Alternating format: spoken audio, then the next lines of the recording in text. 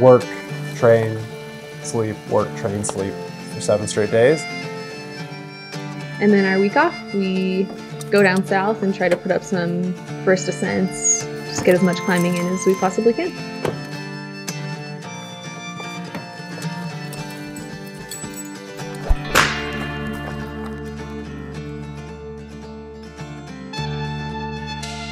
I'm Danny Parker. I grew up in Salt Lake City, Utah. I've been climbing for 6 years and I prefer to climb offwidth cracks. I'm Ashley Craycroft. I also grew up in Salt Lake City.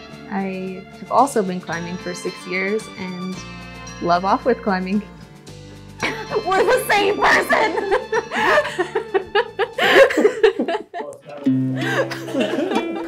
Danny and I met at the climbing gym. We had like a mutual friend who kind of introduced us. I was interested in learning how to crack climb, which Danny took as me wanting to learn how to climb offwidths. A hate relationship. My feelings quickly turned around on both the style of climbing and Danny, and it just started progressing from there, and she was becoming like my steady climbing partner. After all that, here we are, married with 2 dogs and 4 chickens.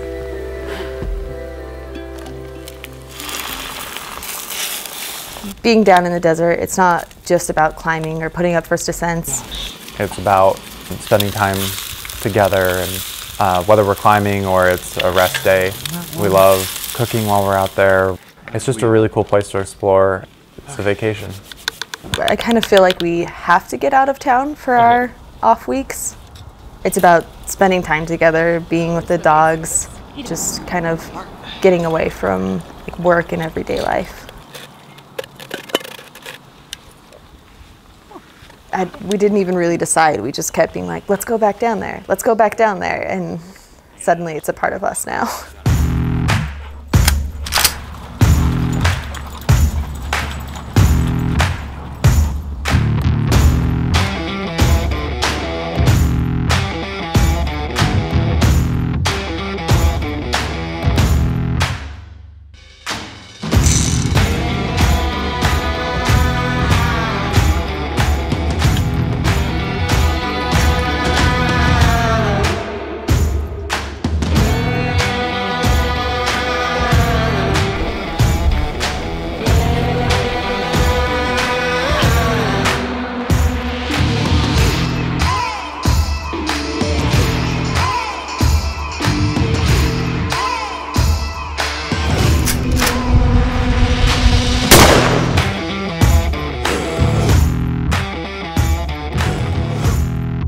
My plan is to eat off this cam that only has 2 lobes engaged, get above it, and get a decent piece in. So I can come back down and put a bolt in this choss. I do have 1 backup piece, and it's a 00 in more choss. So just you never know the next line down the crag. You don't know if it's going to be easy or if it's going to be a future project, or if it's just way beyond anything you could even do. It makes it a lot more mentally challenging. It really presents itself as a puzzle, unlike just repeating routes. Yeah, it's fun. It's just more of a personal process with the route itself.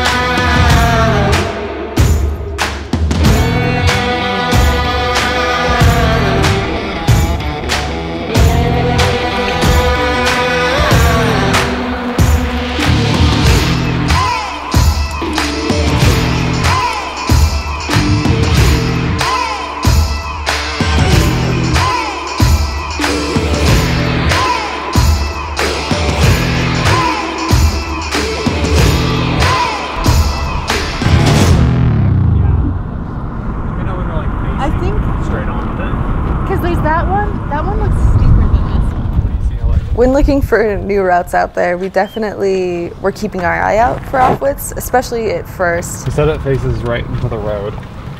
You know, then we kind of realized how many other beautiful lines are out there. On either, of course. But always, always, the goal was to find like the offwidth. Yeah. But like, you should look at that crack. It's like, there's like, it's kind of jaggedy and chossy down the bottom, but then like, it's really clear. The first time you get to head up the route that you found is probably one of the most exciting things. You have a lot of questions, like is it going to be full of chalk, or the size is going to work, and kind of trying to visualize the movement. It's just so exciting and also terrifying because you realize how hard it's going to be.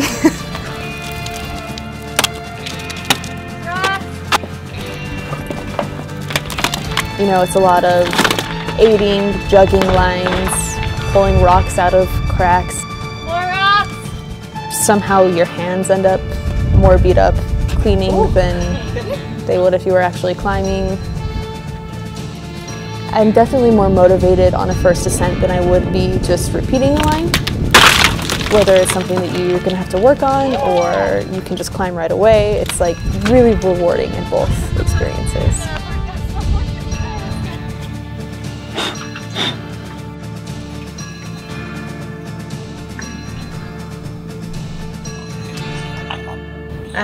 So the start of my project is kind of typical vertical offwidth climbing. Some arm bars, some chicken wings, kind of just doing the worm against the pack wall. All right, Danny, I'm climbing. Then you hit a little bit of a traverse, and then you're climbing up into a pod. So after the cave rest, you just pivot down into the roof and start going. Yeah, that was awesome.